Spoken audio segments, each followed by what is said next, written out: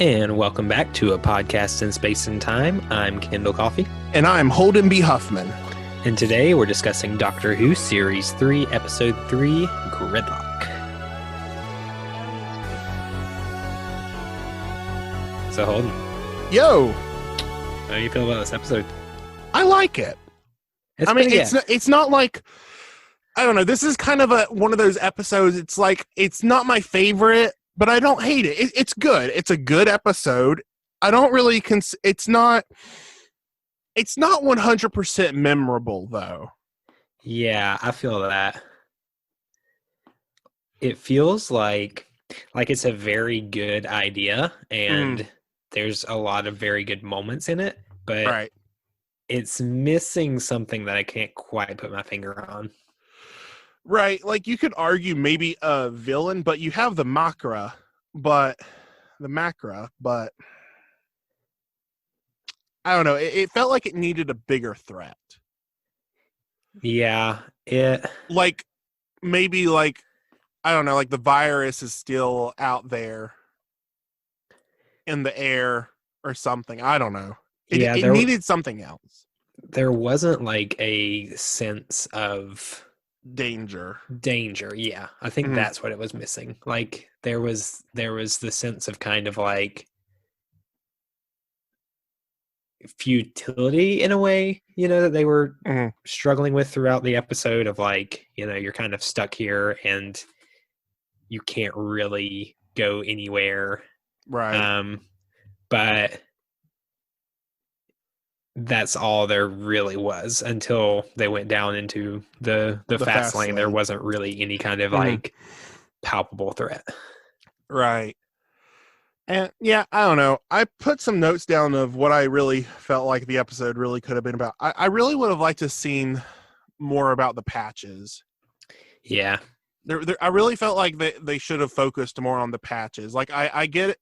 They didn't explain where they came from, but you and I came up with you came up with the theory of where they could have came from the hospital, right? From last time, right? Because they had the same like crescent moon on them. That that was the symbol of the hospital from New Earth.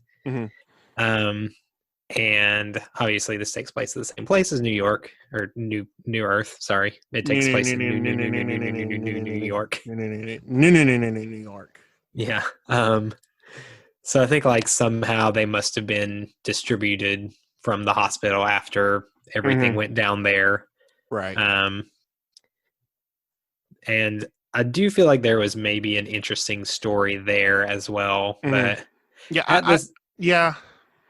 At the same time, like I didn't love New Earth as an episode or a story, so I don't know. Maybe it true. Maybe it was better they went this direction with it. Maybe. Because I definitely like this episode a lot better than New Earth. Agreed.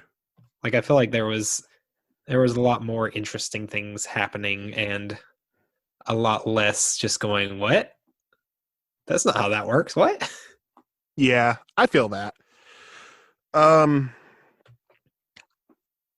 Yeah, rebound. Yeah, I mean, I'm glad they finally addressed it in the show, and in the episode, I guess. The fact that the Doctor is in a way very much using Martha as like a rebound, and I'm glad, like at the end, the Doctor and Martha were actually able to like have a real conversation. Yeah, sit down and talk it through. But it's still that's spoiler. Never mind. But yeah, just that they were able to sit down, and also that ending talk and everything. Good acting from David Tennant, I noted. Oh yeah, very good. Some very good emotion. Really displaying his emotions and everything. Very good. Yeah, and quick fun fact: do you know what David Tennant's actual name is? Because Tennant was not his birth name. Yeah, he used it because he used Tennant because there was like a bunch of other actors who had that same name. Well, the guild he joined had already a David so and so. So he had to change it, and like he's talked about in interviews and everything of like I could have been David Taco Bell.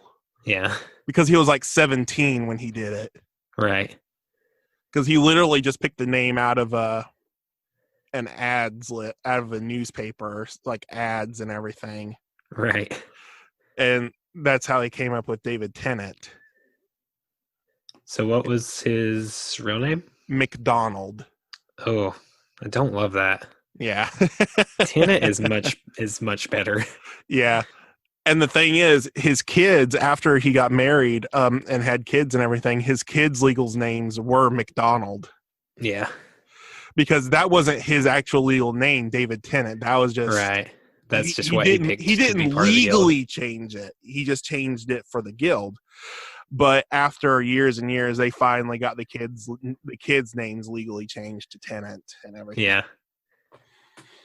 Mm-hmm. Sorry, just little Doctor Who David Tennant trivia. Yeah, I like vaguely knew that, but I could not remember what his real name was. Mm-hmm. It's just very non-memorable.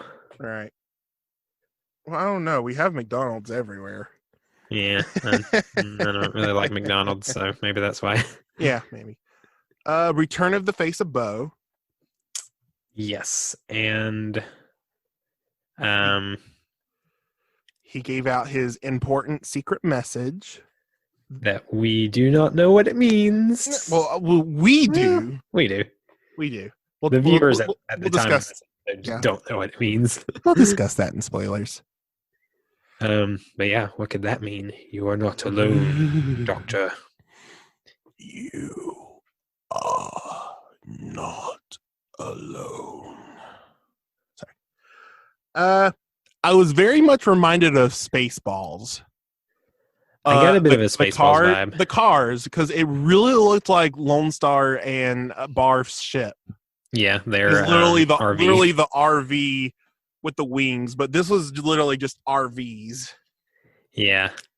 One thing I kind of, and this is like a bit of, I guess, adds to the reasons why this episode's a little bit lacking for me, is like I wish there was more visual variety with like the cars and the locations. Yeah, because it really did just feel like I can understand A, budget wise, right? B, it is like supposed to be like a tunnel, like just like a tunneled highway, right? But and plus if it was like outdoors, they could just go off and drive wherever. But since it is a tunnel, it makes more sense on why they couldn't maneuver around and everything. Yeah, just even like a little bit of color to the cars or something. Yeah, color to the cars. Because I mean, like, cars have different colors, but no, these were the exact same colors. Now, I can understand some instances, like, you know, again, budget-wise, of, you know, and time of, you know, not completely designing every color of the car because it's CGI. Right. I mean, that's like you go look at animation and why all the characters always wear the same clothes every episode. Right. Because, you know, they don't want to have to completely make a new model and everything. I get that. But even like, I think they even could have done what, like, you know, old like PlayStation games did, where you have like 3 different models of cars and then like they're colored differently, but it's just kind of the same patterns repeated. But even that would have added some variety. Like, you don't. That's fair. I'm not wanting like, you know, bright reds and greens and yellow cars, but like even if you had like some different shades or just something to kind of give some visual interest instead of just like an endless wall of same. Which I guess in a way that adds to like the very bland, oppressive atmosphere of the place. But I don't know. It's like, it felt like a Pink Floyd music video. In a way, I guess. Yeah. I don't know. Interesting. something. Oh, what was the cat person's name? Not the dude. Oh, something Brannigan. Yeah, Brannigan. That's good enough. Brannigan. Brannigan. Yeah, we'll just call. Let's see. Actors. The actor felt familiar. Yeah, Brannigan. Thomas Kincaid Brannigan. He and his wife Valerie. They said something that I feel like really describes the Doctor well. Insane and a bit of magnificent. Yeah. Yeah, I thought that was really good. Like that really felt like a good way to describe the Doctor. Yeah. And it felt very much like something you would say just like after meeting him once. Because like I feel like there have been a lot of instances in the show of like people having a little too much insight into the Doctor after like literally knowing him for an hour or whatever. But I feel like in this case that makes a lot of sense to say of someone who like has just met this madman. Yeah, I was looking through his filmography. I don't recognize him from anything. I don't either. I'm looking as well. No, he was on Whose Line. You know what it was? I think. Oh, he was in Whose Line Is It Anyway? The British version, but he gave me really like Robbie Coltrane vibes. Who?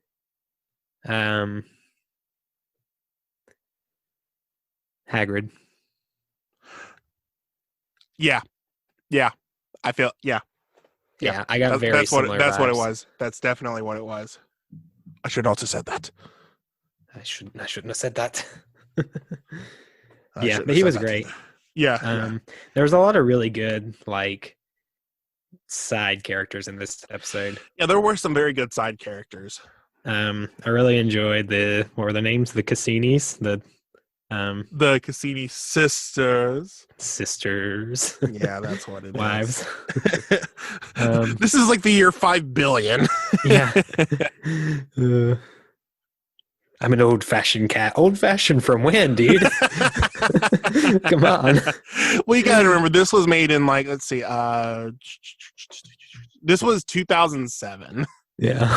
So you gotta also remember their headspace, Davies' headspace while writing this. Yeah, he probably had to be a little bit careful. Right. I thought it was really interesting that we saw a very like dark moment with the Doctor when he was saying like, what if there's nothing? What if this is all there is? Just endless highway or whatever. Yeah. I thought that was a very like interesting kind of gloomy moment, which I think is very indicative of the Doctor's headspace at this time. Right. Like he's still very much in a dark place. And also, yeah. And it just also kind of reminds me of just stuff of people denying things just because they don't want to believe it. Like, like how we explain things that would be like supernatural, of like, we just choose to ignore it because if we come to terms with the truth, we would go insane. Right. Or like people who deny things like climate change, we kind of I was gonna Kendal. I was gonna let that go. I was gonna let that go. Okay. I think it might. I think it's kind of a good parallel though, because like I thought about it, but I'm like, no, I'm gonna let that go. But here you are bringing it in. We want to ignore it because it's inconvenient and like it's easier to just like pretend that everything is fine and whatever. But yeah. Anyway. Yeah, I have more to say on that, but I'm not going to. Yeah, this isn't really the place for it. Yeah. Also, it's nice to see that New York has not changed. Like endless gridlock on the highways. And oh goodness. Nobody can get anywhere, and horns honking, and like. But these people were nice. They were a little nice for New Yorkers, especially New Yorkers who were like living in their cars. Yeah. For like stuck 20 in endless traffic. For like 20 odd years. Yeah. You can tell this episode was not written by a New Yorker. Yeah. Because, like, okay, that randomly made me think of the first Amazing Spider-Man, the Andrew Garfield, Mark Webb Spider-Man. Mm-hmm. You know that whole thing of, like Spider-Man's trying to swing towards Oscorp Tower and everything, but he's injured. And so all these construction workers are like, hey, let's put all this. I probably shouldn't do the accent. Do the accent, please. Let's put all this stuff and let's turn all the cranes around and point them in a direction. That way Spider-Man can swing in one direct way. You're going a little bit Elmer Fudd with it. Listen. I've never really attempted to do a New York accent, okay? You're doing amazing. But yeah, like that. Be very, very quiet. I'm hunting rabbits. I think the most accurate Spider-Man New York we got was in Spider-Verse. Oh yeah, for sure. Thank you, New York. Thanks, New York City. But yeah, we got the you mess with one of us, you mess with all of us. We got that moment in several Spider-Man movies, and it's really the reason because of that was because 9/11 had literally just happened. Yeah. And Sam Raimi's like, well, we should have this stuff because of this. We should make it feel a little more patriotic. Right. And like you get that in Spider-Man 3 when Spider-Man's literally swinging across, going towards to save MJ, and he comes across an American flag that just so happens to be waving in the right direction. Right. I'm pretty sure he swings past an American flag in all three of those movies. I know he did for the first and third. I don't know about the second. Yeah, I really probably don't at least once, right? At least once. Like maybe even by accident. They just happened to get an American flag in the shot because America. Right. America. And like it happens and like again, I just mentioned the construction worker thing. It just happened once in the first Amazing Spider-Man. I don't think it happened in Amazing Spider-Man 2, but then again, that was just a bad movie. Yeah, it was not a very good movie. The Amazing Spider-Man 2 is like my least favorite Spider-Man movie. I would watch Spider-Man 3 before I watched Amazing Spider-Man 2. At least Spider-Man 3 has like fun moments. Yeah, but the Amazing Spider-Man 2 is just painful because it's... You know what, Kendall? We're getting way off subject. I mean, what's new here? Anyway. Back to Doctor Who. So the Macra, they are a classic Who villain. Mm-hmm. They were in...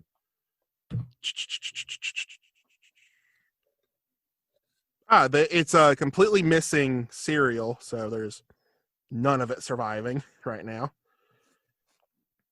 Yeah, like they just have some images and whatnot, but that's about it. The Macra Terror with Patrick Troughton, the second Doctor. Yeah, that's about it. Yeah, missing episodes from March 11th, 1967 to April 1st, 1967.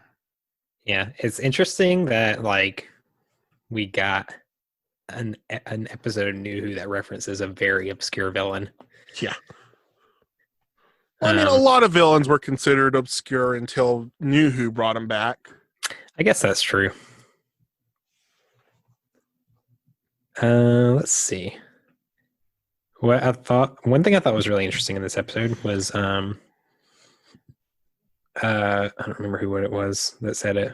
I think it might have been one of the Brannigans, but they're like, this Martha must be really or must mean a lot to you. The Doctor's like, I hardly know her.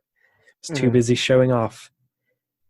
And I think it's interesting that like this is the first time post Rose we see the Doctor being really honest with himself. Right. About like how much he shows off. Yeah, and how like he's he's kind of done this thing where he's let his own issues affect others. And like in a way, he's really taken advantage of Martha. Like she's really just here for him to kind of like feel good about himself in a way. Right. But also, again, like Donna mentioned in The Runaway Bride, you need someone to stop you. Even though I don't think that's what the Doctor intends on finding. Yeah. It is partial to that. Right. Yeah. I think, and maybe like on some subconscious level, that's what he's doing as well. But I think like, his main thing is like doing what the Doctor does and kind of showing off a little bit. And it's interesting. I'm like glad they acknowledge that. I really enjoyed the scene where the Doctor is like hopping from car to car. I thought that was really cool. fun. That was fun. We got the I really like that like each like car group or person was very different. Like we saw a very diverse group. We saw Victor Freeze. Yeah. We saw a nudist colony of 2. We saw the fancy man. Oh yeah, the fancy New York man. Yeah. And then there were some like emo girls. And yeah, they're really into BTS. Into what? The band BTS. Oh, the K-pop band. Yeah, the K-pop band. They definitely had that vibe. The hair the hair and the style and everything. They were like some K-pop stands, maybe. Yeah. Yeah. Anyway, yeah, we saw like several fun, like different groups. I thought it was interesting. Right. And like I guess that was what I was wanting more of throughout the episode was like more variety like that. And we got a little bit of it, but like for the most part, the episode just felt very visually drab. Yeah, I agree. Do you have anything else for non-spoilers? I don't. Let me see.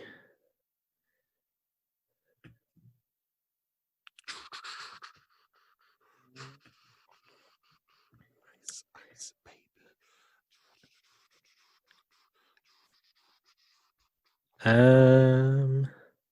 am noticing a trend of like Martha is just someone you should listen to. Just listen to Martha. Just listen to Martha and like everything will be okay. Everything will be okay because she's usually right. Yep. And there are other companions where we have like that kind of thing and it's kind of annoying, but it doesn't annoy me with Martha. Because she's literally a medical student and she has the knowledge. It's not just pure luck. Yeah, and she's not smug about it either. Yeah, she's right a lot of times, and like you should listen to her, but she's usually like kind of casual about it, I guess. Yeah. One other thing I do enjoy about this episode is that like I like that we keep coming back to New York. Like because we don't get a lot of that with Doctor Who except for like really either important or easy locations. Like we return to we do a lot of London and we do Cardiff. But mostly that's out of convenience. So I enjoy that like this is a recurring location that isn't just out of convenience, but it's because the writers wanted to return to it. Right. And we also like this episode also really strongly connects with what was it from series 1, the second episode? The end of the world. Yeah, like there was the end of the world as we know it. Sorry.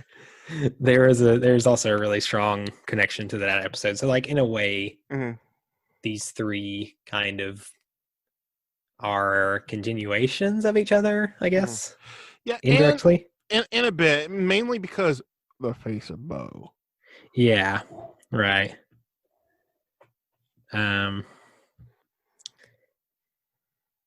Let's see.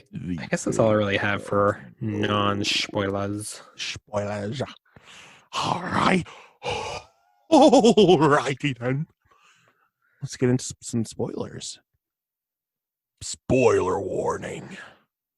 I can't believe no one died in this episode. So, I was a bit confused. Is the face of Bo's not dead, is he? No, he's dead. The face of Bo is dead. Yeah, he's dead. So the face of Bo dies in this episode. Yeah. R.I.P. Yeah, rest in peace. But we get to see his early years some more. We will. Because he's Captain Jack Harkness, the best there will ever be. Yeah, Face of Bo had an interesting journey. I don't know how he turned into all of that, but well, okay, here's the thing. They were going to explain it in A Good Man Goes to War in Series 6, but John Barrowman's schedule was too busy. Too booked. So he couldn't be in that episode. Well, he was in the middle of filming Torchwood. If John Barrowman was not so popular and attractive, we could have gotten a full explanation of the Face of Bo. Right. Because, like, you had the headless monks and everything. He was going to be beheaded in that episode.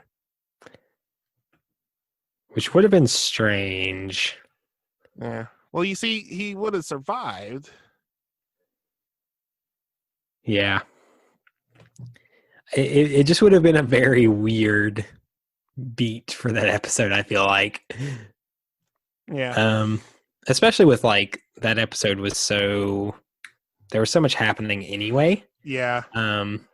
Having a random John Barrowman, like, having him show up randomly and then get beheaded would be very weird. It would be kind of distracting from, like, everything else that was happening. It really would. Yeah. And, like, in what episode was it? It was the Pandorica opens. You find out he also lost a hand. Jack Harkness did? Yeah, because that's where River got her vortex manipulator. Oh, that's right. Yeah. Because she went and bought one, and you found out that it was his. Yeah, I forgot about that. Mm-hmm. Also, okay, so the hinting towards the master. Obviously, yeah. Because you are not alone. Do you understand what do you remember what the whole "you are not alone" thing is referring to specifically as well? Not specifically. No, I know it was in reference to the master, but it is an anagram. Okay. Yana. Professor Yana in Utopia. That's right. See, they're laying down the groundworks.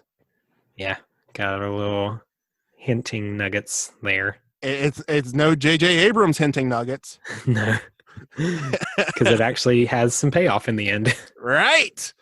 Weird.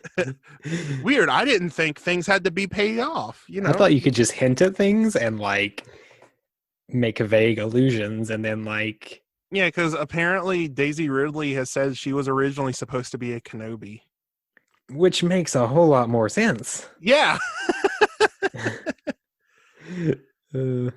I mean, it doesn't make the story better, but, like... It makes more sense. It does make more sense. Right, because, like, that's what most people were thinking, because in her vision in The Force Awakens, you hear Obi-Wan's voice at the end of her vision. Right. It says, Rey, these are your first steps. Yeah. But instead we got Rey Palpatine for some reason. No, Rey Skywalker. Oh, that's right. She's a Skywalker. Because she has to be connected to someone from the original trilogy, and she can't just be her own character. Right. That's not allowed. Right. It's not like the whole movie was hinting towards it doesn't embrace who your past. Your past doesn't make you. It's you that makes you. Yeah. And she decides, well, just screw my past. I'll just be a Skywalker, which is still part of her past. That movie, can we just talk about the rise of Skywalker for a little while? We will one day, Kendall. We will one day. I promise you. For we should probably talk about Doctor Who. Our non-existent Patreon channel, we will talk about it in our $100 tier. Yeah.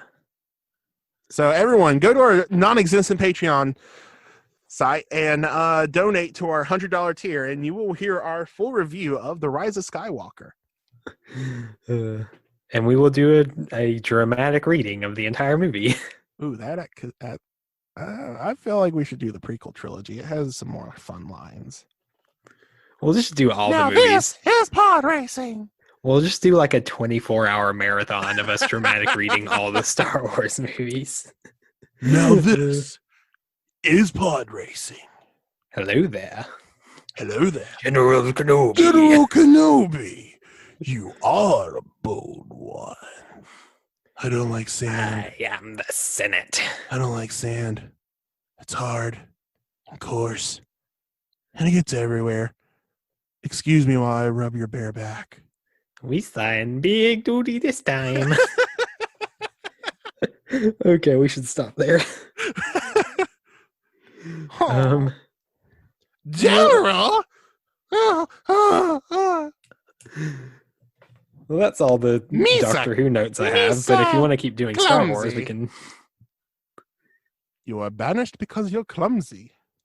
That sounds like poor writing. Anyway, should we wrap up the episode? Yeah, let's wrap this up. Okay. So, thank you for joining us for this week's episode. Join us next week as we go back to Old York. Yeah, we're doing New York again. But not New York. Just regular New York. Regular New York in the 50s. Ooh. And there are Daleks involved. And Pigmen again. So join us next time as we discuss Doctor Who. Doctor Who Series 3, Episode 4, Daleks in Manhattan.